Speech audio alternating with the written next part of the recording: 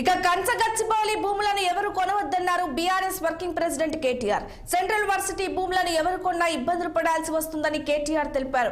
భూముల వివాద అంశంలో విద్యార్థులను మంత్రులు చులకన చేసి మాట్లాడుతున్నారన్న ఆయన హెచ్సీయూలో వన్యప్రాణులు లేవని ఎలా చెప్తారని నిలదీశారు.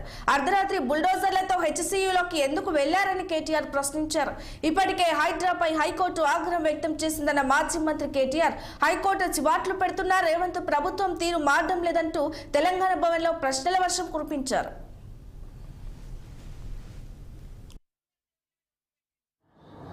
పది రోజులుగా ఇంత పెద్ద పోరాటం జరుగుతుంటే సహజంగా ప్రజాస్వామిక లక్షణాలున్న ప్రభుత్వం అయితే వారిని పిలవాలి, మాట్లాడాలి, వారి ఆందోళనలను విరమింపజేసే ఆలోచన చేయాలి.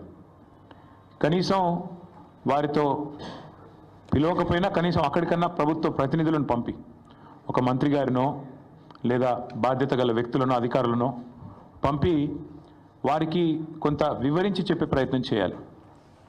కానీ ఈ ప్రభుత్వ వైఖరి ఎట్లా ఉంది?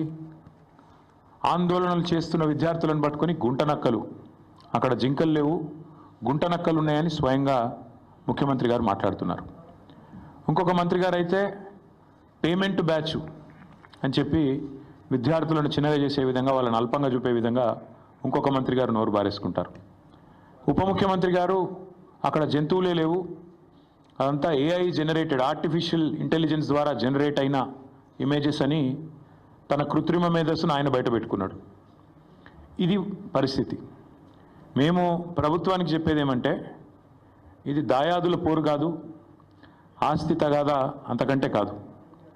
భూమి నీదా నాదా అని కొట్టుకునేందుకు రేవంత్ రెడ్డి ఆ పిల్లలకు వేలు విడిచిన మేనమామనో బాబాయో తాతనో కాదు. రేవంత్ రెడ్డి ఈరోజు 4 కోట్ల మంది ప్రజలున్న ఈ రాష్ట్రానికి ముఖ్యమంత్రి. అంటే ఈ రాష్ట్రంలో 4 కోట్ల మంది కట్టే పన్నులతో జీతం తీసుకునే ఒక ప్రతినిధి. నిజంగా చెప్పాలంటే రూలింగ్ పార్టీ అని మా పెద్దలు కేసీఆర్ గారు ఎప్పుడు చెప్తుంటారు, రూలింగ్ పార్టీ కాదు సర్వింగ్ పార్టీ అని పిలవాలంటారు. ముఖ్యమంత్రి అనేవాడు ఈ రాష్ట్రానికి బాసో, ఈ రాష్ట్రానికి నియంతనో, చక్రవర్తో, రాజో కాదు. ఒక పెద్ద పాలేరులాగా, ఒక పబ్లిక్ సర్వెంట్ మాదిరిగా పనిచేయాల్సిన బాధ్యతలో ఉన్న వ్యక్తి.